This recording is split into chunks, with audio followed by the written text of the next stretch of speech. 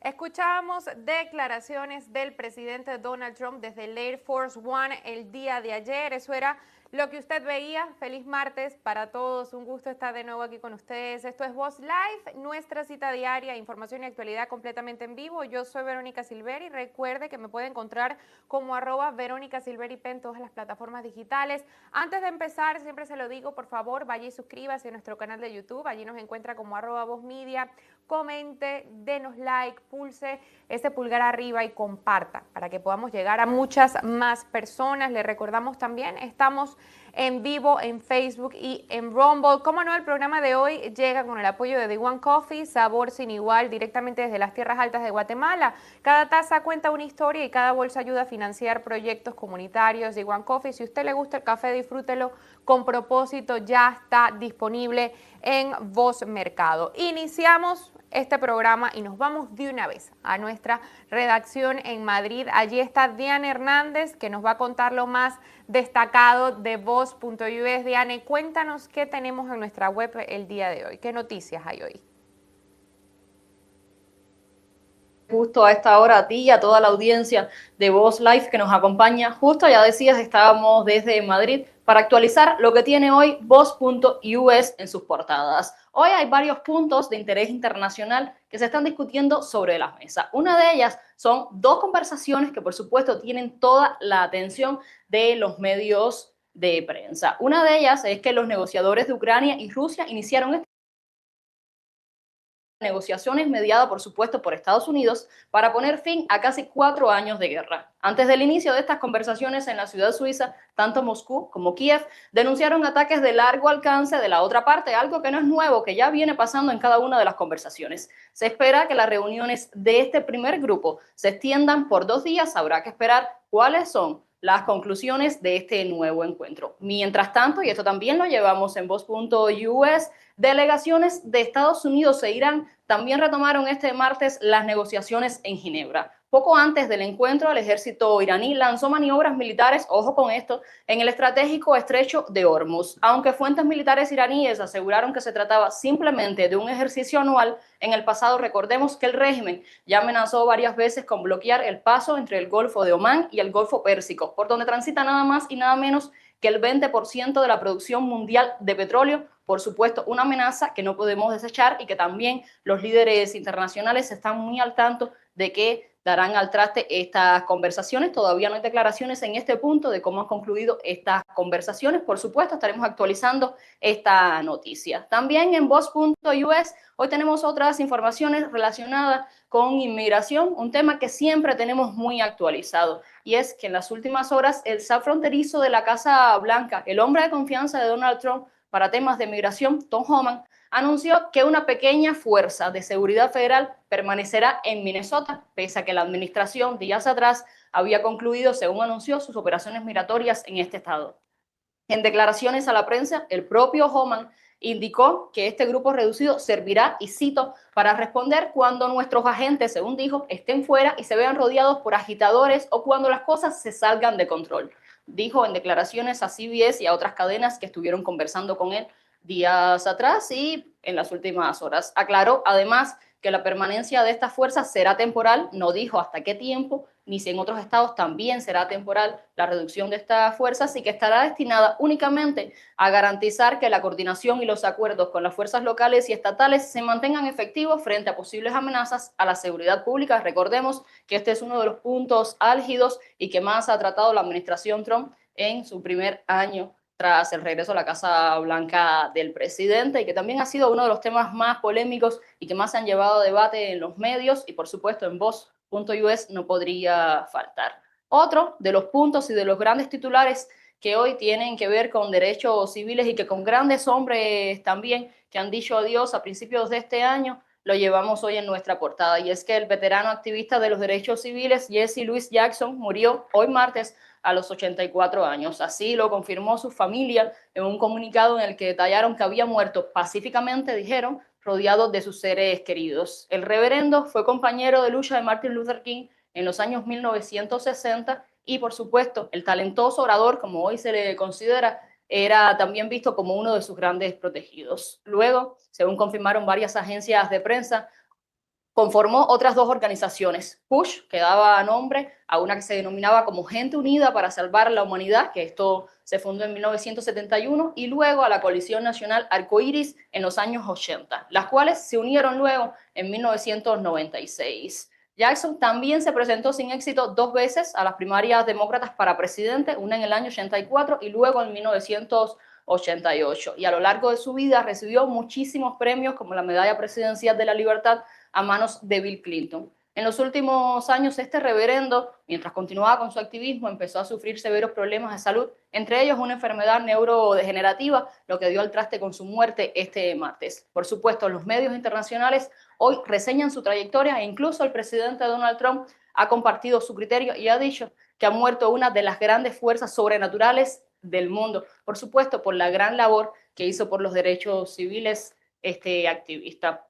También desde Voz, por supuesto, les rendimos homenaje con una reseña que nos acerca al trabajo de toda su vida. Precisamente, hablando de Donald Trump, que también sabemos que no deja de ser noticia cada una de sus declaraciones, vamos a virar la mirada también a lo que está sucediendo en el hemisferio, y es que una de las últimas declaraciones, algo que también dijo a bordo del avión presidencial, ha sido titular en las últimas horas. Y es que Trump aseguró que el secretario de Estado, Marco Rubio, está trabajando en una transición en Cuba. Ya sabemos que tiempos atrás vienen tomándose el tema de Cuba por todo lo que está sucediendo, la gran crisis humanitaria que está atravesando la isla. Precisamente el presidente realizó estos comentarios a bordo del Air Force One tras ser consultado por un periodista sobre el futuro político de la isla que lleva más de 60 años, 67 vamos a ser certeros en esto, bajo el régimen de los hermanos Castro, uno ya muerto, Fidel Castro, el otro con más de 95 años y que hoy está liderado también por el dictador Miguel Díaz-Canel, alguien que ha llevado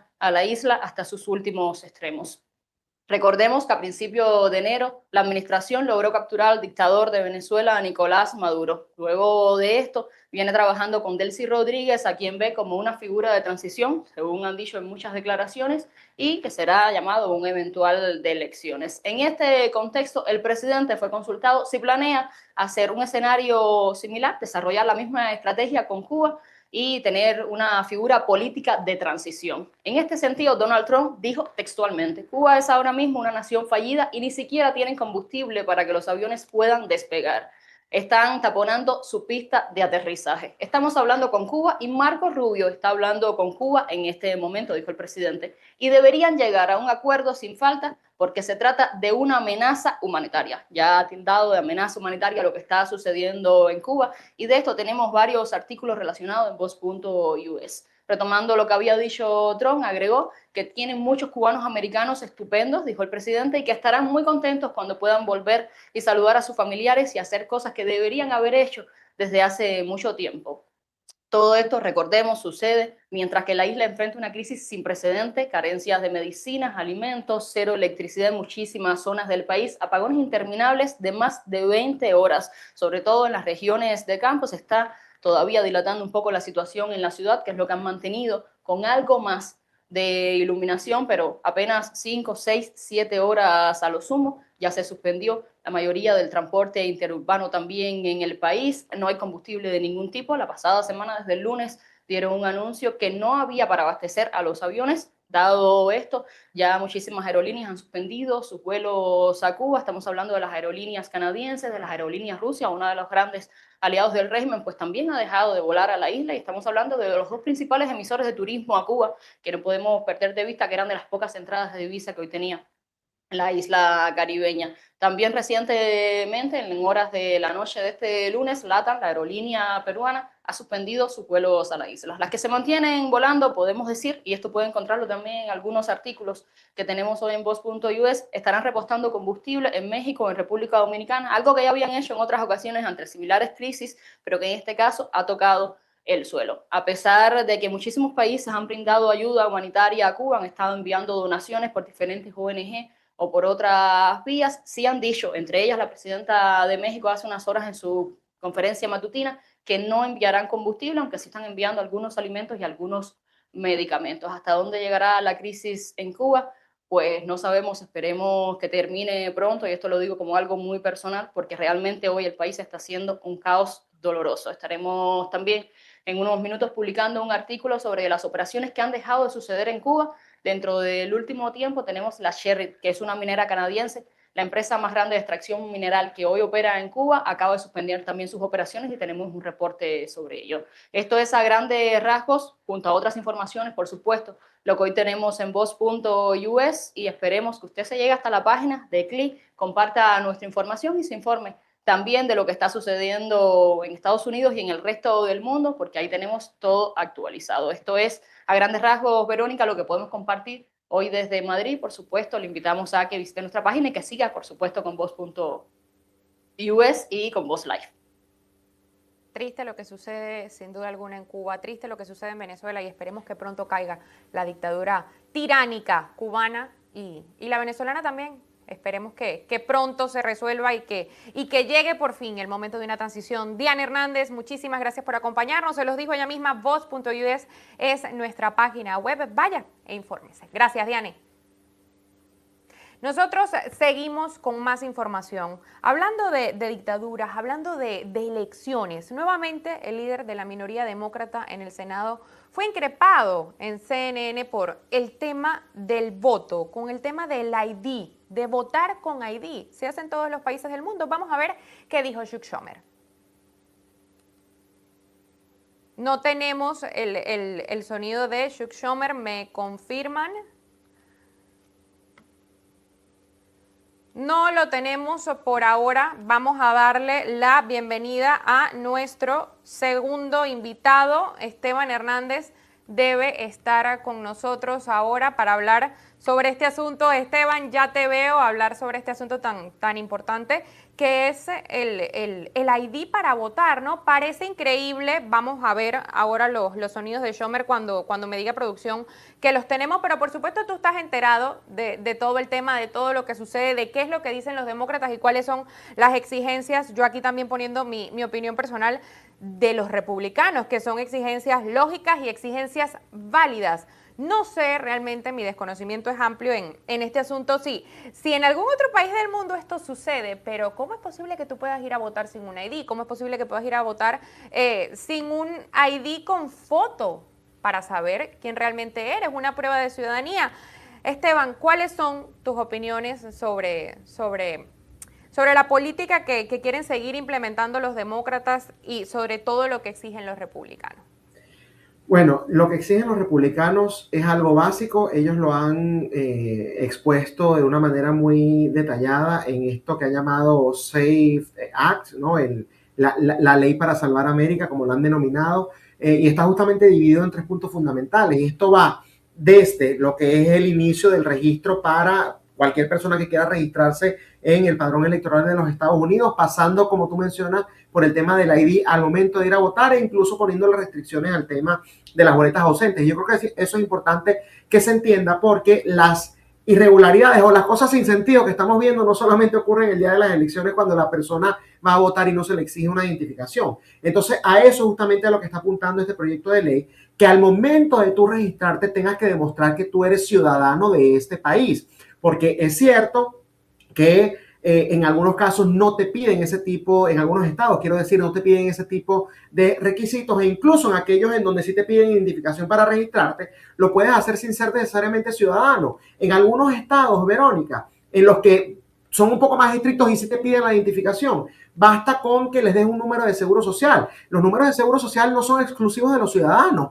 Hay residentes permanentes que lo tienen. Hay personas con visas de trabajo que los tienen. Hay personas que están en procesos de asilo que también tienen un número de seguro social. Entonces, si tú no exiges esa prueba de que eres ciudadano, podrían estos individuos también registrarse al momento de ir a votar. Y en algunos casos es aún más extremo, en donde, bueno, basta con que sencillamente firmes un juramento, básicamente confía en mí, te estoy diciendo la verdad, yo no soy Esteban Hernández, yo soy John Doe, así que déjame registrarme en el padrón electoral y así puedo ejercer mi derecho al voto. Le pongo una comilla porque evidentemente eso se supone que es algo exclusivo de los ciudadanos de este país. En segundo lugar, que cuando vayas a votar evidentemente presentes entonces esa identificación demostrando que tú eres la persona que dices ser. Eso en estados como el estado de la Florida evidentemente sí se exige, pero coincidencias de la vida, en los estados que ganó Kamala Harris en las últimas elecciones no se exige ningún tipo de identificación. Así que puedo entender el por qué quizás los demócratas no quieran que se aumenten, ¿no?, las presiones en este asunto. Y el tema de las boletas ausentes, que es importante que la gente también entienda el por qué surgieron.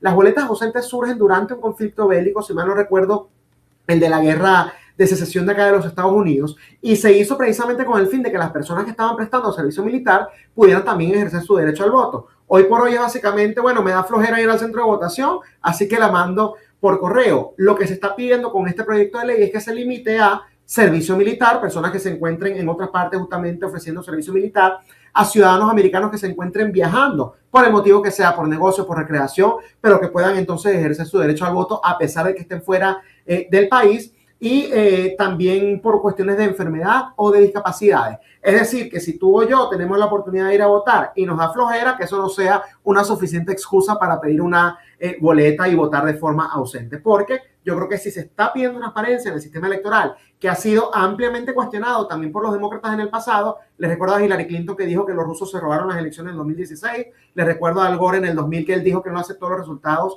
que daban como ganador a Bush hijo, y les recuerdo, siempre me gusta recordar a Stacey Abrams en Georgia a nivel estatal, que ella hasta el día de hoy no ha reconocido su derrota a pesar de que ocurrió hace como unos 6 u 8 años. Entonces, bueno, hay cuestionamientos ahí. Los republicanos también cuestionamos cuál es el problema entonces de poner más obstáculos para evitar que este tipo de posibles fraudes puedan ocurrir. Vamos a ver las declaraciones del líder demócrata en el Senado, ¿no? Vamos a ver las declaraciones de Schumer. Estas son las de CNN por el tema del ID para votar. Vamos a verlas. El 83% de los americanos, incluida la mayoría demócrata, apoya las leyes de identificación de votantes. Pues sí, las leyes de identificación de votantes, que en primer lugar cada estado puede tener sus propias leyes de identificación de votantes, y algunos las tienen y otros no. Pero, en segundo lugar, lo que están proponiendo en esta supuesta ley SAVE es como un Jim Crow 2.0. Hacen tan difícil obtener cualquier tipo de identificación de votante que más de 20 millones de personas legítimas, principalmente personas de bajos recursos y personas de color, no podrán votar bajo esta ley. No permitiremos que se apruebe en el Senado, lo estamos combatiendo con uñas y dientes. Es una propuesta indignante, ya sabes, que muestra el tipo de sesgo político de la derecha MAGA. No quieren que la gente pobre vote, no quieren que la gente de color vote, porque a menudo no votan por ellos. No quieren que la gente pobre vote. Algo impresionante realmente las declaraciones, pero Schumer no siempre fue así. Esto era lo que él decía antes sobre el voto ID. Vamos a escucharlo. Admitir la verdad. En cualquier lugar al que la gente va, se les pide una tarjeta de seguro social. De hecho, una forma de probar que eres una persona legítima, que puede tener un empleo, es pedir una licencia de conducir y una tarjeta de seguro social.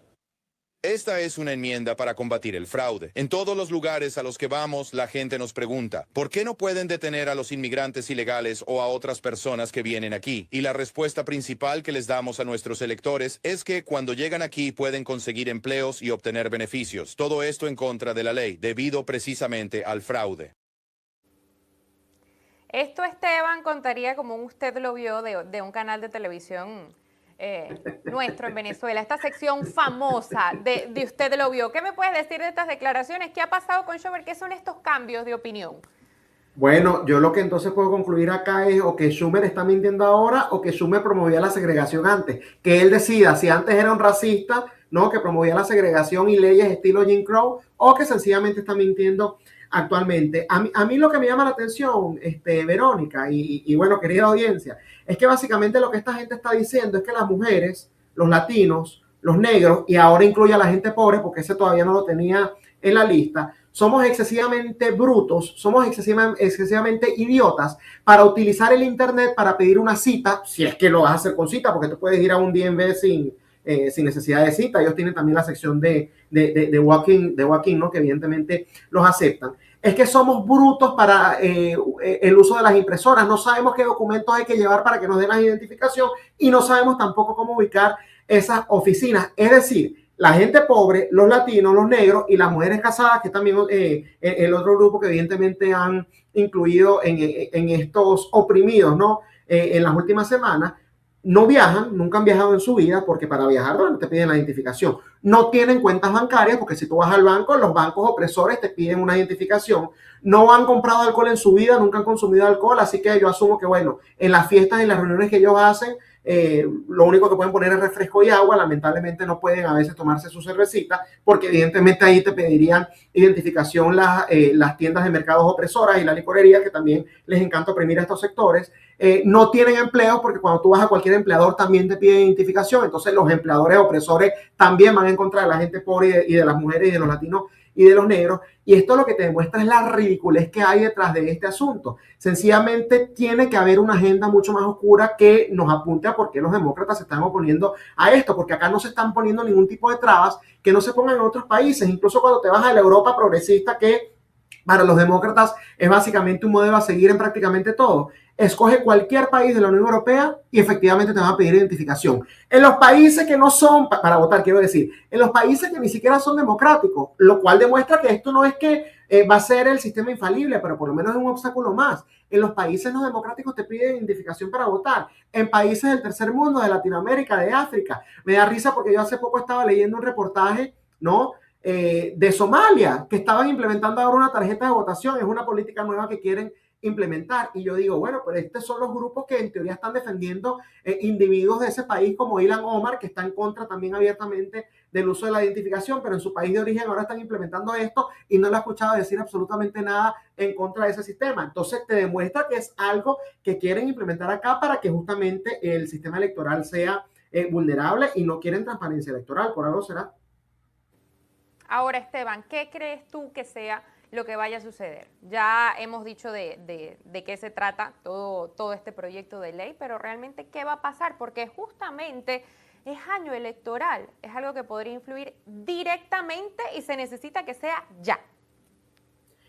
Mira, lamento tener malas noticias, pero yo no creo que esto vaya a pasar en el Senado. Se requieren por lo menos 60 votos. La forma en la que lo pueden hacer, que es algo además una trampita que a los demócratas les encanta hacer, es que lo metan por debajo de la mesa a través de algo que requiera solamente mayoría simple. Por ejemplo, un presupuesto, y entonces en el presupuesto meten el SAFE Act, y mientras aprueban el presupuesto, que para ellos solo requiere una mayoría simple, entonces aprovechan y aprueban eso. ¿Tienen los republicanos los pantalones puestos para hacer eso? No lo sé. Yo creo que en el pasado ya hemos visto que el liderazgo republicano en el Senado no es precisamente el más firme. Fíjate que recientemente el líder de la mayoría, John Thune, es que dijo que estaba apoyando el proyecto de ley, pero te estoy hablando que la semana pasada estaba diciendo, mira, es que yo no sé si llevar la discusión porque tenemos otras tantas cosas que discutir. Un poco para que se entienda qué tipo de liderazgo tenemos en la Cámara Alta del Congreso. Entonces, si lo hacemos por los 60 votos, yo no creo que se vayan a conseguir. Los republicanos tienen 53. John Fetterman, que es demócrata, dijo que votaría a favor, serán 54, pero ya han habido algunos republicanos que han dicho que votarían en contra, como por ejemplo la senadora de Alaska, Lisa Murkowski. Entonces, yo creo que en ese aspecto no es tan sencillo. Si logran hacerlo a través de otros mecanismos, bueno, allí la realidad podría ser otra. Lo que sí creo que es que se tiene que presionar incluso a nivel estatal, aquellos en donde se controle la gobernación y donde se controlen los poderes legislativos de los estados, para que también lo aprueben de una vez por todas, porque hoy son republicanos, el día de mañana eso puede cambiar. Entonces, por lo menos te vas blindando a nivel estatal en este sistema federalista que tenemos, y bueno, eventualmente se podrá ir a los otros sistemas, porque por ejemplo en California, quizá la gente no sabe, pero usted puede registrar a su perro para que vote y su perro puede votar. Hubo un caso el año pasado en donde participó en 2 elecciones. Entonces, para evitar que eso se replique en los estados en donde sí se puede hacer algo, creo que lo importante es presionar a las autoridades estatales, mientras también trabajamos en el ámbito federal presionando a estos senadores que, bueno, muchos de ellos dicen que no quieren votar a favor porque esto federalizaría o nacionalizaría las elecciones, cosa que es totalmente falsa. Las reglas siguen siendo a nivel estatal respecto a cómo se vota, respecto a si el voto es electrónico completamente, manual completamente, si es una mezcla, pero sencillamente son reglas que es común que se hagan a nivel federal, son parámetros, son bases para que justamente se tengan como que ciertos requisitos base, ¿no? Fundamentales, ciertos requisitos básicos que de una u otra forma, bueno, permitan esa transparencia electoral. Justamente decías lo del perro, y es que parece chiste, pero son cosas que suceden en la vida real, son cosas que suceden aquí en Estados Unidos con todo este asunto. Y vamos a hablar ahora, Esteban, y con esto pues terminamos la entrevista, de los demócratas. Tengo una encuesta que salió en CNN que dice que el 58% de los votantes dicen que los demócratas son demasiado liberales, es decir, van a la izquierda de la izquierda. Esto es un movimiento que no solamente vemos cómo se ejecuta aquí en Estados Unidos, lo podemos ver a nivel mundial. La izquierda se convierte cada vez en más izquierda. ¿Por qué crees que esto sucede? Bueno, sucede porque la derecha, que es la que tiene que hacer los contrapesos, es la que le tiene que hacer la contraparte. Cuando tiene el poder, lo que hace es irse al centro. Entonces, si tú estás corriendo todo el eje hacia la izquierda, al final lo que terminas llamando derecha se convierte en izquierda, y lo que terminas llamando izquierda se convierte en extrema izquierda. Fíjate que ahora tenemos un alcalde comunista en la ciudad de Nueva York, que ahora los demócratas, que hace 10 años, 15 años te hubiesen dicho, no, jamás votaría por alguien así, ahora más bien lo justifican y dicen, no, él no es comunista, lo que pasa es que tú eres muy radical. Verónica, algo que a mí me llama mucho la atención es que desde el ascenso de Donald Trump en la política, se ha escuchado siempre en los medios de comunicación, incluso por parte de los demócratas, decir que el Partido Republicano se ha ido a un extremo. Y yo digo, ¿será que esta gente se lee las plataformas? Porque si tú te enfocas exclusivamente en el estilo de Donald Trump, yo entiendo por qué tú puedes creer que el Partido Republicano ahora es extremista. Pero cuando tú te vas a la plataforma, a nivel social y a nivel económico, realmente están mucho más al centro que antes. Estamos hablando de que no abrazan al 100%, digamos, un mercado libre sin ningún tipo de regulaciones. Muy por el contrario, hablamos de, puede ser más intervencionismo, más pragmatismo, usen el término que quieran, pero es un partido republicano que por lo menos en su plataforma se fue al centro en ese aspecto. En los ámbitos sociales, o sea, revisen lo que se dice ahora del matrimonio, de la definición de matrimonio, incluso del tema del aborto, por cualquier ámbito, exceptuando quizás el migratorio, en donde lo veas, el partido republicano está mucho más al centro ahora. Me llama la atención, es que si hacen la misma comparación con los demócratas, tú hoy pondrías las declaraciones de un Bill Clinton, ¿no?, que fue presidente por ese partido, y hoy sonaría como un republicano radical, desde el ámbito económico, desde el ámbito migratorio, desde el ámbito incluso de lo social. Nos vamos a Barack Obama, que no fue ningún moderado, y hoy por hoy hace sonar a los demócratas actuales como si fuesen, mejor dicho, los demócratas actuales hacen sonar a Barack Obama como si hubiese sido un moderado. Revisen las declaraciones, revisen el tipo de políticas que se implementaban. Entonces, estas encuestas que saca CNN justamente apuntan a lo que la gente ya está sintiendo. Están tratando de normalizar cosas que no son en lo absoluto normales, cosas que el Partido Demócrata, por muy progresista que estuviese en un momento determinado, jamás había abrazado, y ya las están abrazando y, repito, normalizando, y parece que esa es la regla en ese partido. Y es que fíjate lo que dice, te voy a interrumpir. Mira, dice, Bernie Sanders y Zohar Mamdani no están solos. El 42% de los demócratas se piensa a sí mismo como demócrata, socialista demócrata. Hay que agregarle la palabra socialista para ser socialista demócrata a los menores de 35 años. ¿Esto qué nos dice en la base electoral del partido? Bueno, nos dice justamente de ese cambio que ha habido, que no están al centro, que no son ningunos moderados, que son unos extremistas, que son unas personas que han abrazado las ideas de izquierda más radicales. Y por eso es que el Independiente ya tiene esta percepción. Ahí en ese reportaje que hace CNN, ellos lo dividen incluso por años. Y jamás había habido un 58% de la ciudadanía que considerara al Partido Demócrata muy liberal, es decir, muy de izquierda. Y esto parte por todo lo que han venido promoviendo. Ellos están poniendo ahora como cabecillas de sus partidos a los individuos que antes representaban a un 5% del partido. Bernie Sanders, hay que recordarlo. Bernie Sanders siempre ha tenido las mismas ideas. Bernie Sanders tiene en el Senado ya décadas, y Bernie Sanders es un individuo que ha sido siempre muy consistente en su radicalismo de izquierda, y siempre había estado solo en el Senado. Ahora lo acompaña Elizabeth Warren. Ahora lo acompañan otros senadores que abrazaron muchas de las ideas que Bernie Sanders tiene décadas impulsando en el poder legislativo. Y ahora tiene incluso en la Cámara Baja al famoso Squad, y tiene ahora en la ciudad más grande de los Estados Unidos, a nivel poblacional, quiero decir, a un alcalde comunista. Entonces, por supuesto que esta va a ser la percepción que hay, porque no es una percepción, es una realidad. Increíble, increíble. Esteban Hernández, muchísimas gracias por acompañarnos, y esperemos realmente que todo vaya para mejor. Nosotros sabemos muy bien qué es lo que hace la izquierda muy izquierda, cómo destruye países, familias, ciudadanías enteras. Muchísimas gracias, Esteban. Gracias a ti, Verónica, un gusto.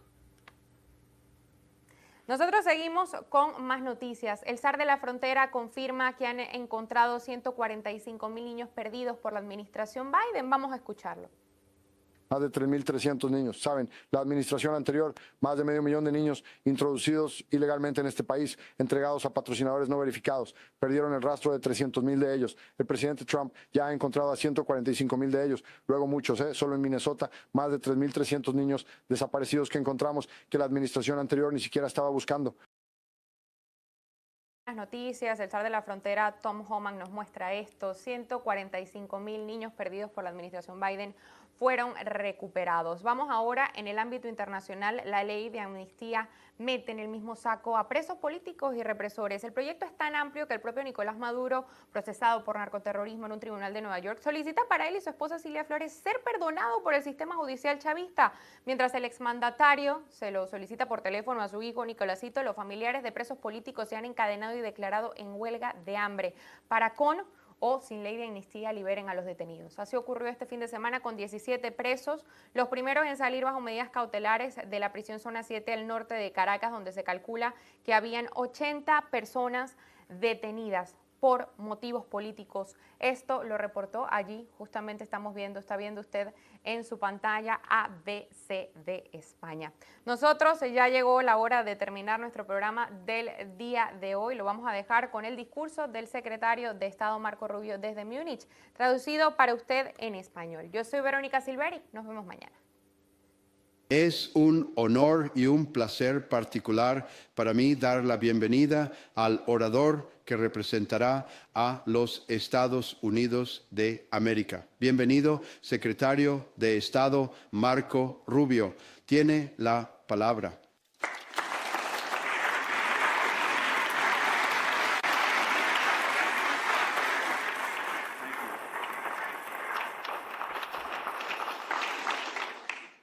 Gracias, muchas gracias. Nos reunimos aquí hoy como miembros de una alianza histórica, una alianza que salvó y cambió el mundo. Saben, cuando esta conferencia comenzó en 1963, fue en una nación, en realidad fue en un continente que estaba dividido contra sí mismo. La línea entre el comunismo y la libertad atravesaba el corazón de Alemania. Las primeras cercas de alambre de púas del muro de Berlín se habían levantado solo 2 años antes. Y solo meses antes de esa primera conferencia, antes de que nuestros predecesores se reunieran aquí en Múnich, la crisis de los misiles en Cuba había llevado al mundo al borde de la destrucción nuclear. Incluso cuando la Segunda Guerra Mundial aún ardía fresca en la memoria de estadounidenses y europeos por igual, nos encontramos enfrentando la amenaza de una nueva catástrofe global, una con el potencial de un nuevo tipo de destrucción más apocalíptica y definitiva que cualquier cosa anterior en la historia de la humanidad. En el momento de esa primera reunión, el comunismo soviético avanzaba. Miles de años de civilización occidental estaban en juego. En ese momento, la victoria estaba lejos de ser segura, pero estábamos impulsados por un propósito común. Estábamos unificados no solo por lo que estábamos combatiendo, estábamos unificados por lo que estábamos defendiendo. Y juntos, Europa y América prevalecieron y un continente fue reconstruido. Nuestro pueblo prosperó. Con el tiempo, los bloques del este y del oeste se reunieron. Una civilización fue una vez más completa. Ese infame muro que había dividido a esta nación en dos cayó y con él un imperio malvado. Y el este y el oeste se unieron de nuevo. Pero la euforia de este triunfo nos llevó a una peligrosa ilusión de que habíamos entrado, entre comillas, en el fin de la historia. Que cada nación sería ahora una democracia liberal, que los lazos formados por el comercio y el intercambio por sí solos, ahora reemplazaría la nacionalidad que el orden global basado en reglas, un término sobreutilizado, ahora reemplazaría el interés nacional y que ahora viviríamos en un mundo sin fronteras, donde todos se convertirían en ciudadanos del mundo. Esta fue una idea tonta que ignoró tanto la naturaleza humana como las lecciones de más de 5.000 años de historia humana registrada y nos ha costado caro. En esta ilusión abrazamos una visión dogmática del comercio libre y sin restricciones, incluso mientras algunas naciones protegían sus economías y subsidiaban sus empresas para socavar sistemáticamente las nuestras, cerrando nuestras plantas, resultando en que grandes partes de nuestras sociedades se desindustrializaran, enviando millones de empleos de la clase trabajadora y media al extranjero y entregando el control de nuestras cadenas de suministro críticas tanto a adversarios como a rivales. Cada vez más externalizamos nuestra soberanía a instituciones internacionales, mientras muchas naciones invertían en enormes estados de bienestar a costa de mantener la capacidad de defenderse. Esto incluso mientras otros países han invertido en el desarrollo militar más rápido de toda la historia humana y no han dudado en usar el poder duro para perseguir sus propios intereses. Para apaciguar a un culto climático, hemos impuesto políticas energéticas que están empobreciendo a nuestra gente, mientras que nuestros competidores explotan el petróleo, el carbón y el gas natural y cualquier otra cosa, no solo para impulsar sus economías, sino para usarlas como palanca contra nosotros. Y en la búsqueda de un mundo sin fronteras, abrimos nuestras puertas a una ola sin precedentes de migración masiva que amenaza la cohesión de nuestras sociedades, la continuidad de nuestra cultura y el futuro de nuestro pueblo. Cometimos estos errores juntos y ahora juntos le debemos a nuestra gente enfrentar esos hechos y avanzar para reconstruir.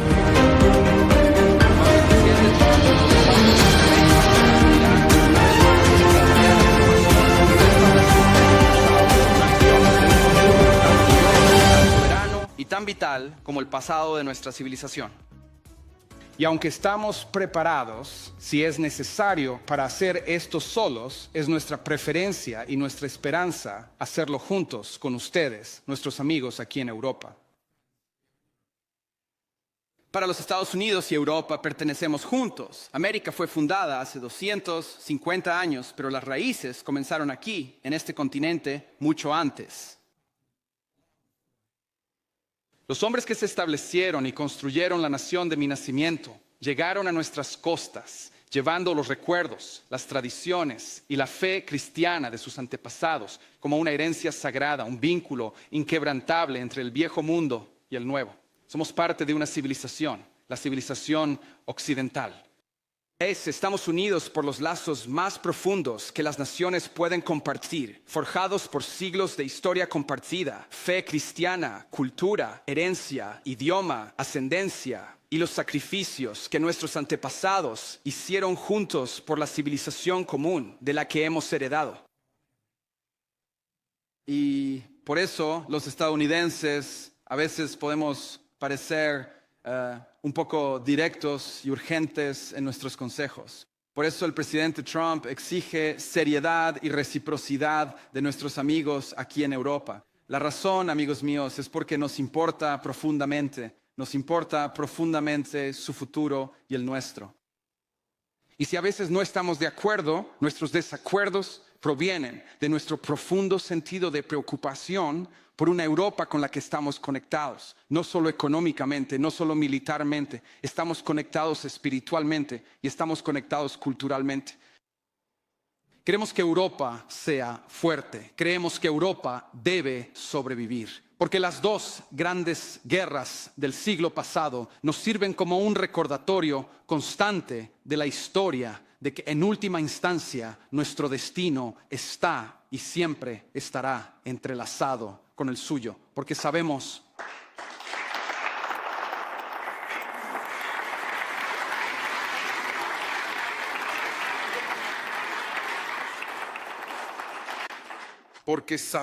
que el destino de Europa nunca será irrelevante para el nuestro.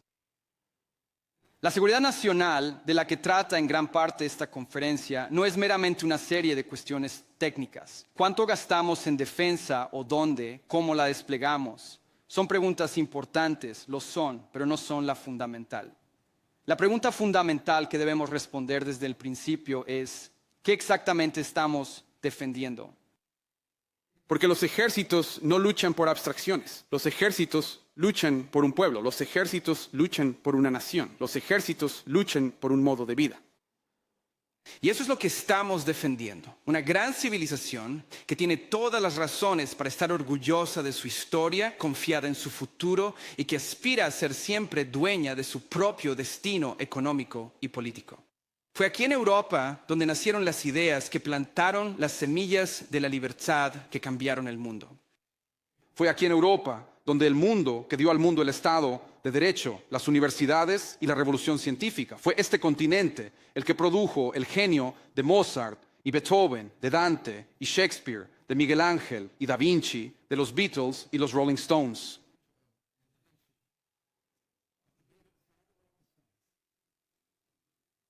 Y este es el lugar donde las bóvedas de la Capilla Sixtina y las torres imponentes de la gran catedral de Colonia no solo testifican la grandeza de nuestro pasado o una fe en Dios que inspiró estas maravillas, sino que presagian las maravillas que nos esperan en el futuro. Pero solo si estamos sin disculpas en nuestro patrimonio y orgullosos de esta herencia común, podemos juntos comenzar el trabajo de imaginar y dar forma a nuestro futuro económico y político. La desindustrialización no era inevitable, fue una elección política consciente, una empresa económica de décadas que despojó a nuestras naciones de su riqueza, de su capacidad productiva y de su independencia. Y la pérdida de nuestra soberanía en la cadena de suministro no fue una función de un sistema próspero y saludable de comercio global, fue una tontería, fue una transformación tonta pero voluntaria de nuestra economía que nos dejó dependientes de otros para nuestras necesidades y peligrosamente vulnerables a la crisis. La migración masiva no es alguna preocupación marginal de poca consecuencia. Fue y sigue siendo una crisis que está transformando y desestabilizando sociedades en todo Occidente. Juntos podemos reindustrializar nuestras economías y reconstruir nuestra capacidad para defender a nuestra gente, pero el trabajo de esta nueva alianza no debería centrarse solo en la cooperación militar y en recuperar las industrias del pasado. También debería centrarse en avanzar juntos en nuestros intereses mutuos, en nuevas fronteras, liberando nuestra ingeniosidad, nuestra creatividad y el espíritu dinámico para construir un nuevo siglo occidental. Viajes espaciales, comerciales, luego inteligencia artificial de vanguardia, automatización industrial y fabricación flexible, creando una cadena de suministro occidental para minerales críticos que no sea vulnerable a la extorsión de otras potencias, y un esfuerzo unificado para competir por la cuota de mercado en las economías del sur global. Juntos, no solo podemos retomar el control de nuestras propias industrias y cadenas de suministro, sino que también podemos prosperar en las áreas que definirán el siglo XXI. Pero también debemos ganar control de nuestras fronteras nacionales, controlar quién y cuántas personas entran a nuestros países. Esto no es una expresión de xenofobia, no es odio, es un acto fundamental de soberanía nacional. Y no hacerlo no es solo una abdicación de uno de nuestros deberes más básicos hacia nuestro pueblo, es una amenaza urgente para el tejido de nuestras sociedades y la supervivencia de nuestra civilización misma. Y finalmente, ya no podemos colocar el llamado orden global por encima del interés vital de nuestra gente y nuestras naciones. No necesitamos abandonar el sistema de cooperación internacional que creamos y no necesitamos desmantelar las instituciones globales del viejo orden que juntos construimos, pero estas deben ser reformadas, estas deben ser reconstruidas. Por ejemplo, las Naciones Unidas todavía tienen un potencial tremendo para ser una herramienta para el bien en el mundo, pero no podemos ignorar que hoy, en los asuntos más urgentes que tenemos ante nosotros, no tiene respuestas y prácticamente no ha desempeñado ningún papel. No pudo resolver la guerra en Gaza, en cambio fue el liderazgo estadounidense el que liberó a los cautivos de los bárbaros y logró una tregua frágil. No ha resuelto la guerra en Ucrania, se necesitó el liderazgo estadounidense en asociación con muchos de los países aquí presentes, solo para llevar a las dos partes a la mesa en busca de una paz aún esquiva.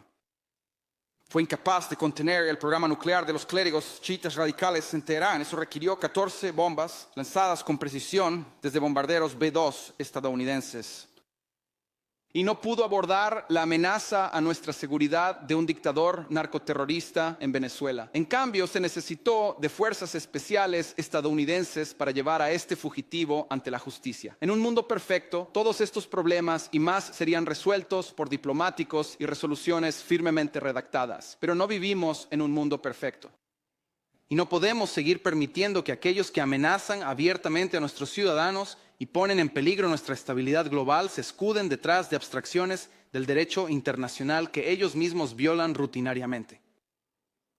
Este es el camino que el presidente Trump y los Estados Unidos han emprendido. Es el camino que les pedimos aquí en Europa que se unan a nosotros. Es un camino que hemos recorrido juntos antes y esperamos recorrer juntos nuevamente. Durante 5 siglos antes del final de la Segunda Guerra Mundial, Occidente había estado expandiéndose. Sus misioneros, sus peregrinos, sus soldados, sus exploradores salían de sus costas para cruzar océanos, asentarse en nuevos continentes, construir vastos imperios que se extendían por todo el mundo. Pero en 1945, por primera vez, desde la era de Colón, se estaba contrayendo. Europa estaba en ruinas. La mitad vivía detrás de un telón de acero y el resto parecía que pronto seguiría. Los grandes imperios occidentales que entraron en un declive terminal acelerado por revoluciones comunistas sin Dios y por levantamientos anticoloniales que transformarían el mundo y cubrirían con la hoz y el martillo rojo vastas extensiones del mapa en los años venideros. Contra ese telón de fondo, entonces, como ahora, muchos llegaron a creer que la era de dominio de Occidente había llegado a su fin y que nuestro futuro estaba destinado a ser un eco débil y tenue de nuestro pasado. Pero juntos nuestros predecesores reconocieron que el declive era una elección y fue una elección que se negaron a hacer. Esto es lo que hicimos juntos una vez antes. Y esto es lo que el presidente Trump y los Estados Unidos quieren hacer de nuevo ahora, junto con ustedes. Y por eso no queremos que nuestros aliados sean débiles, porque eso nos hace más débiles. Queremos aliados que puedan defenderse para que ningún adversario se sienta tentado a poner a prueba nuestra fuerza colectiva. Por eso no queremos que nuestros aliados estén encadenados por la culpa y la vergüenza. Queremos aliados que estén orgullosos de su cultura y de su herencia, que entiendan que somos herederos de la misma gran y noble civilización y que junto con nosotros estén dispuestos y sean capaces de defenderla. Y es por eso que no queremos que los aliados racionalicen el statu quo roto en lugar de enfrentarse a lo que es necesario para arreglarlo, porque en América no tenemos interés en ser cuidadores educados y ordenados del declive gestionado de Occidente. No buscamos separar, sino revitalizar una vieja amistad y renovar la mayor civilización en la historia humana. Lo que queremos es una alianza revitalizada que reconozca que lo que ha afectado a nuestras sociedades no es solo un conjunto de malas políticas, sino un malestar de desesperanza y complacencia. Una alianza es lo que... La alianza que queremos es una que no esté paralizada por el miedo al cambio climático, miedo a la guerra, miedo a la tecnología. En cambio, queremos una alianza que avance audazmente hacia el futuro y el único miedo que tenemos es el miedo a la vergüenza de no dejar a nuestras naciones más orgullosas, fuertes y prósperas para nuestros hijos. Una alianza lista para defender a nuestro pueblo, para salvaguardar nuestros intereses y para preservar la libertad de acción que nos permite moldear nuestro propio destino. No una que exista para operar un estado de bienestar global y expiar los supuestos pecados de generaciones pasadas. Una alianza que no permite que su poder sea externalizado, limitado o subordinado a sistemas fuera de su control. Una que no depende de otros para las necesidades críticas de su vida nacional. Y una que no mantiene la cortesía de fingir que nuestro modo de vida es solo uno entre muchos y que pide permiso antes de actuar. Y sobre todo una alianza basada en el reconocimiento de que nosotros, Occidente, hemos heredado juntos algo que es único, distintivo e irreemplazable. Porque esto, después de todo, es la base misma del vínculo transatlántico.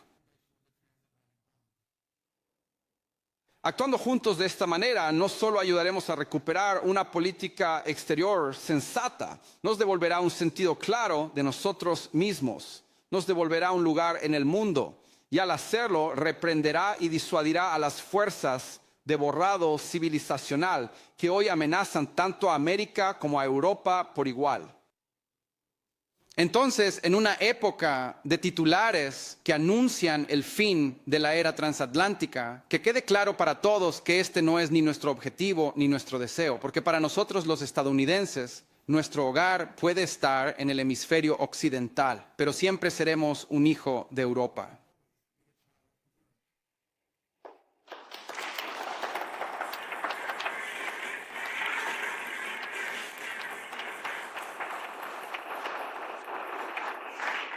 Nuestra historia comenzó con un explorador italiano cuya aventura en lo desconocido para descubrir un nuevo mundo trajo el cristianismo a las Américas y se convirtió en la leyenda que definió la imaginación de nuestra nación pionera. Nuestras primeras colonias fueron construidas por colonos ingleses, a quienes debemos no solo el idioma que hablamos, sino todo nuestro sistema político y legal.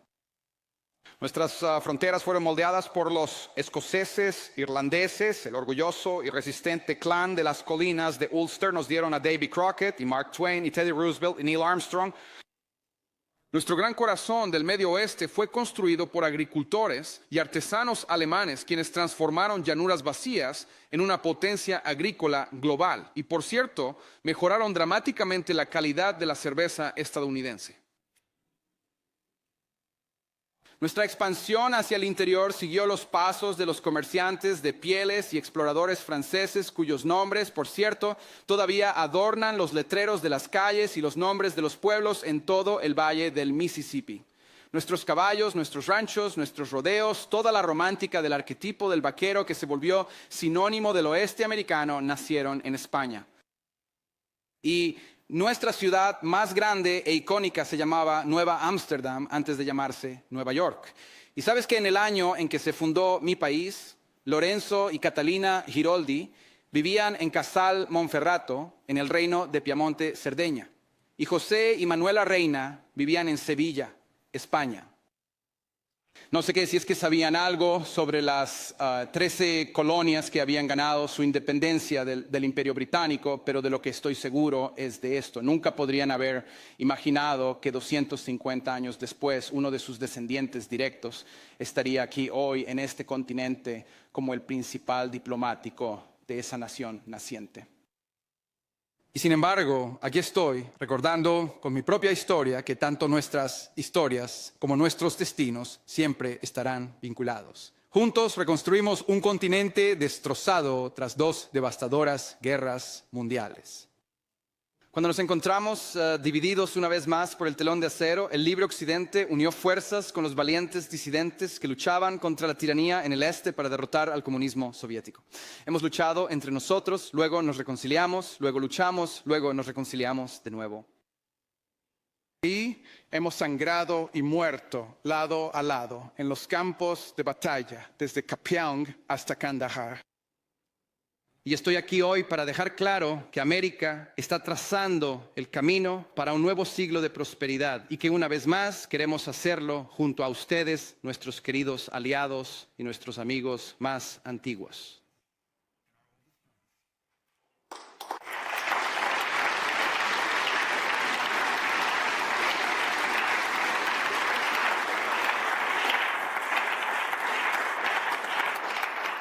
Queremos hacerlo junto con ustedes, con una Europa que está orgullosa de su herencia y de su historia, con una Europa que tiene el espíritu de creación y libertad, que envió barcos a mares inexplorados y dio origen a nuestra civilización, con una Europa que tiene los medios para defenderse y la voluntad de sobrevivir. Deberíamos estar orgullosos de lo que logramos juntos en el siglo pasado, pero ahora debemos confrontar y abrazar las oportunidades de uno nuevo, porque el ayer ha terminado, el futuro es inevitable y nuestro destino juntos nos espera. Gracias.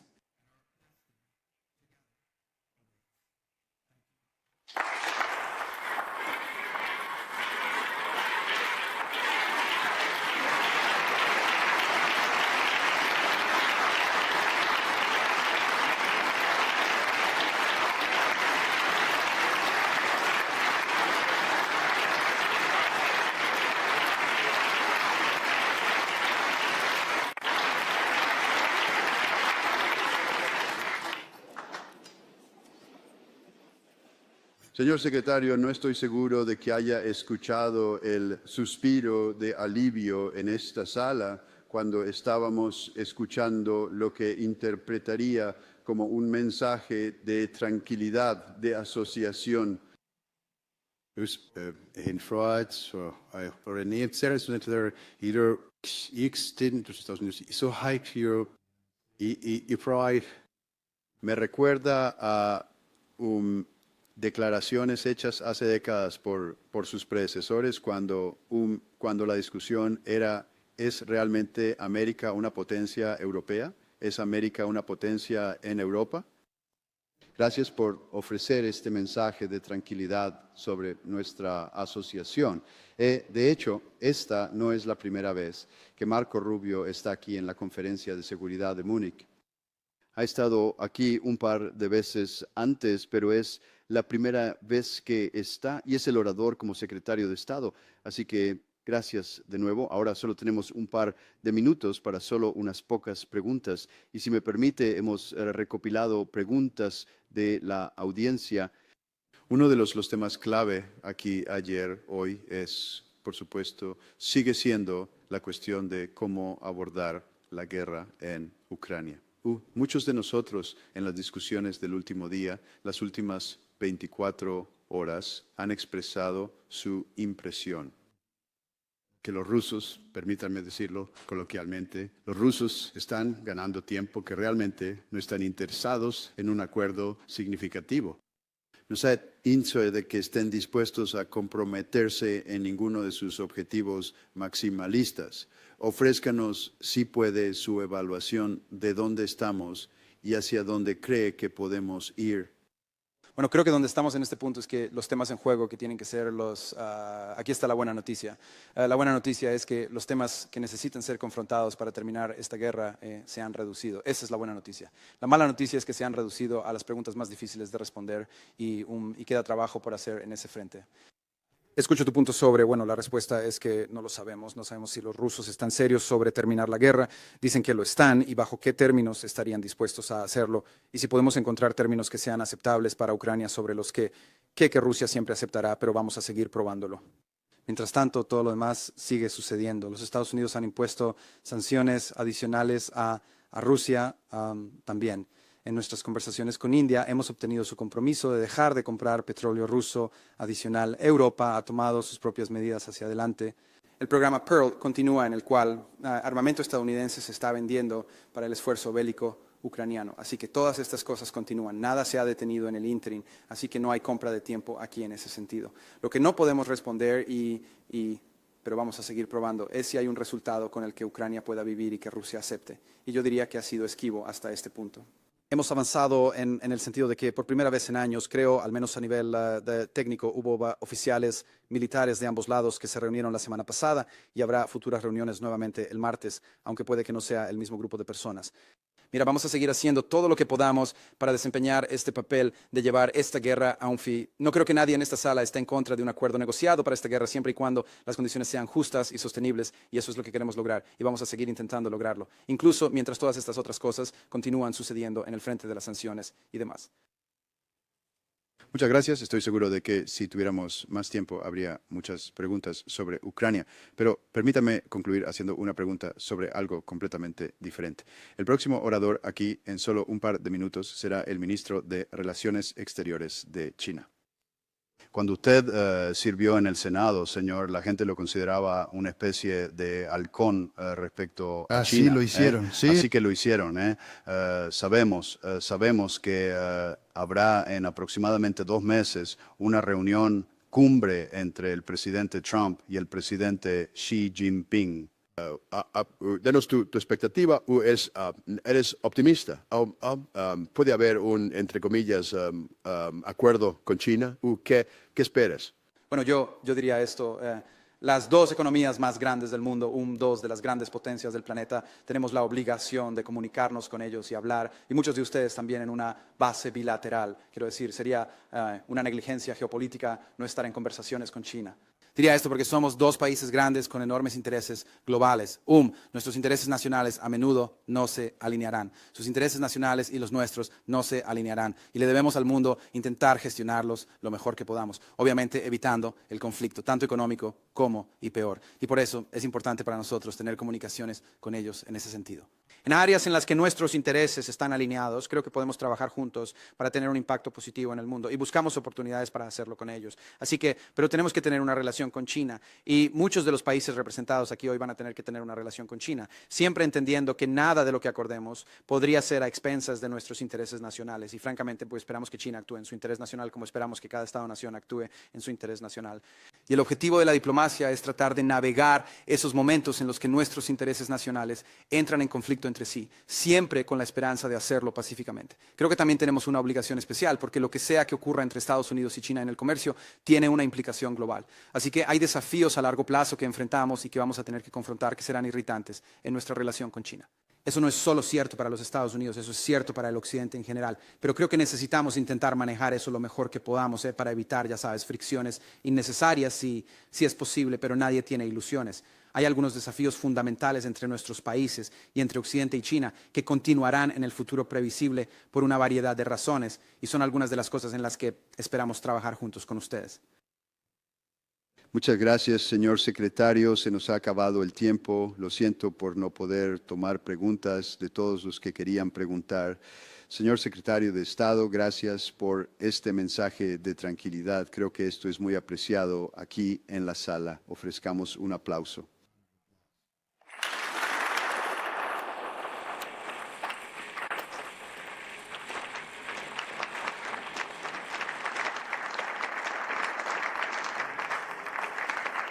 Por favor, permanezcan sentados. Señoras y señores. En cada familia hispana hay un sueño que nació pequeño y creció con trabajo, amor y con fe. Voz Mercado es ese espacio donde todos esos sueños se encuentran. Un lugar hecho por nosotros, para nosotros. Aquí cada producto tiene historia, cada tienda tiene rostro y cada compra tiene un propósito. Cuando eliges Voz Mercado, eliges apoyar a nuestra comunidad, a los que creen con corazón y mantienen viva la esencia de ser latino. Descubre nuestras boutiques, espacios únicos donde la cultura latina florece y donde encontrarás productos de calidad y a buen precio, especialmente creados para nuestra comunidad. D1 Café, que celebra nuestra pasión por el café y los encuentros que nos unen. Berry Clean Subs, creada con el amor de una madre para cuidar a tu familia con productos naturales. Canticos, donde la cultura y la música se transforman en aprendizaje y alegrías para los más pequeños. Holy Water, una marca que une estilo y propósito inspirada en nuestra fe y en nuestras raíces. Cada boutique refleja quiénes somos, creativos, soñadores, emprendedores, y cada compra representa una forma de hacer crecer a nuestra comunidad. Apoya lo nuestro,